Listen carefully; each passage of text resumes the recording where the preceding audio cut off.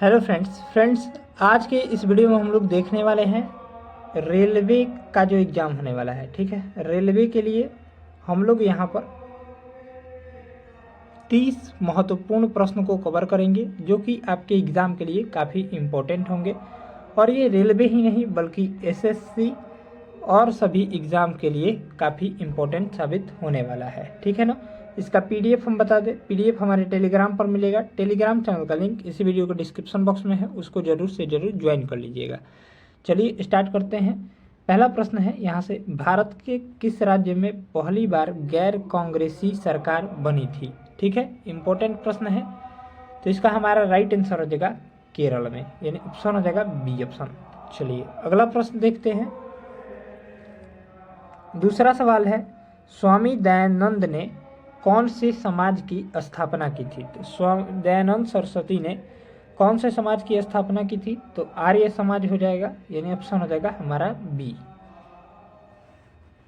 चलिए नेक्स्ट दिया गया है यहाँ से अगला सवाल, 3 नंबर प्रश्न, दिल्ली सल्तनत की दरबारी भाषा क्या थी? तो दिल्ली सल्तनत की दरबारी भाषा जो थी वो यहाँ पर कौन सी थी? तो अरबी हो जाएगी, यानी ऑप्शन हो जाएगा डी ऑप्शन करेक्ट हो जाएगा। चलिए नेक्स्ट प्रश्न दिया गया है, इब्राहिम लोदी वंश का कौन सा शासक था? इब्राहिम लोदी जो था वो लोदी वंश का कौन सा शासक था? ये जो था अंतिम शासक था, यानी ऑप्शन हो जाएगा ए करेक्ट ऑप्शन हो जाएगा। ठीक है, अगला प्रश्न है, भारत में प्रथम रेलवे लाइन किसने बिछवाई थी? यहाँ से 4 ऑप्शन दिए गए हैं, तो इसका राइट आंसर हो जाएगा हमारा वो हो जाएगा लॉर्ड डलहौजी ने, यानी ऑप्शन हो जाएगा सी ऑप्शन। कब बिछवाई थी? तो 1853 ईस्वी में। ठीक है, चलिए अगला प्रश्न देखेंगे, the economic history of India के लेखक कौन है? तो the economic history of India के लेखक जो हैं वो कौन है? चलिए तो इसका जो हमारा राइट आंसर हो जाएगा Ramesh Chandra Dutt, correct option D हो जाएगा। ठीक है, चलिए 7वां प्रश्न देखते हैं। इंपॉर्टेंट सभी प्रश्न मैंने सिलेक्ट किया हुआ है। विश्व का सबसे ऊंचा ज्वालामुखी पर्वत कोटापेक्सी कहाँ स्थित है? तो कोटापेक्सी जो स्थित है वो कहाँ स्थित है बताएंगे। इसका हमारा राइट आंसर जो हो जाएगा वो विश्व का सबसे ऊंचा ज्वालामुखी कोटापेक्सी जो स्थित है वो इक्वेडोर में स्थित है, यानी ऑप्शन हो जाएगा डी करेक्ट हो जाएगा। चलिए यहाँ से आगे देखेंगे, भारत में वैश्वीकरण की प्रक्रिया कब शुरू हुई थी? तो भारत में वैश्वीकरण की प्रक्रिया जो शुरू हुई थी वो 1980 से शुरू हुई थी, यानी ऑप्शन हो जाएगा बी करेक्ट ऑप्शन हो जाएगा। आगे देखेंगे 9वां सवाल, भारत में राष्ट्रीय आय की गणना में किस विधि का प्रयोग किया जाता है? तो भारत में राष्ट्रीय आय की गणना में जो है वो किस विधि का प्रयोग किया जाता है? तो ए और बी दोनों हो जाएगा, यानी आय विधि और उत्पत्ति गणना विधि, यानी ऑप्शन हो जाएगा सी हमारा राइट हो जाएगा। नेक्स्ट प्रश्न है 10 नंबर, बाजार के नियम के प्रस्तुतकर्ता कौन थे? तो बाजार के नियम के प्रस्तुतकर्ता जो थे वो कौन थे? तो बाजार के नियम के प्रस्तुतकर्ता जो थे वो यहाँ पर जेबी से थे। ठीक है, यानी ऑप्शन हो जाएगा ए करेक्ट ऑप्शन हो जाएगा।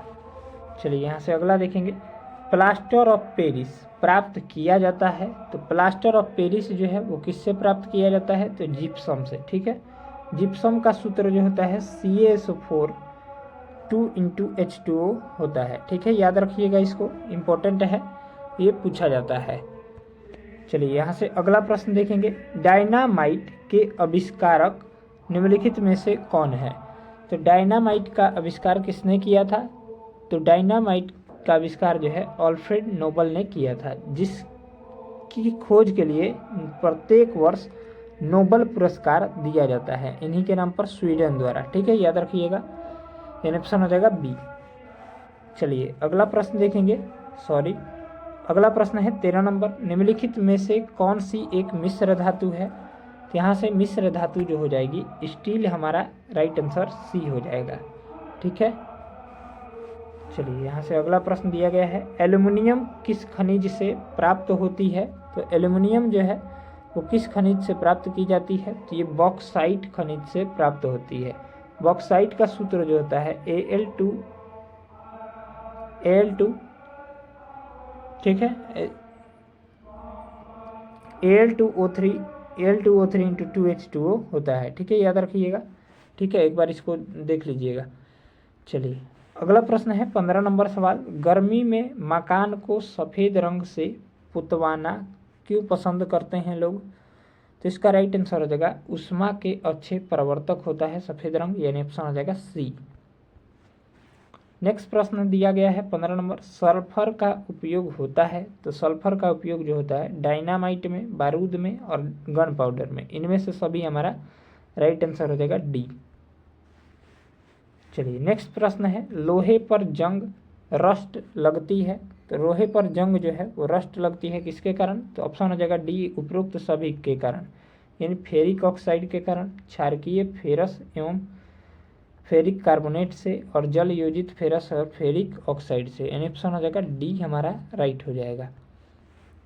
अगला प्रश्न है, तेज गति से आता हुआ वाहन हॉर्न बजाता है तो उसका पिच जो है यानी आवृत्ति जो है वो अधिक सुनाई देता है, यानी ऑप्शन हो जाएगा बी ऑप्शन करेक्ट हो जाएगा।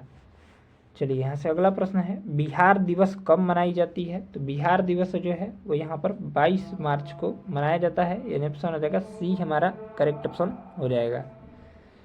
नेक्स्ट प्रश्न है, विद्युत बल्ब का फिलामेंट बना होता है, तो विद्युत बल्ब का फिलामेंट किससे बना होता है? तो टंगस्टन का बना होता है, यानी ऑप्शन हो जाएगा ए राइट हो जाएगा। टंगस्टन का गलनांक अगर पूछे तो 3500 डिग्री सेंटीग्रेड होता है, ठीक है, याद रखिएगा।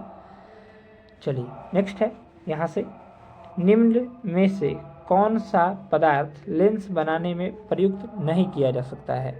तो कौन सा हो जाएगा?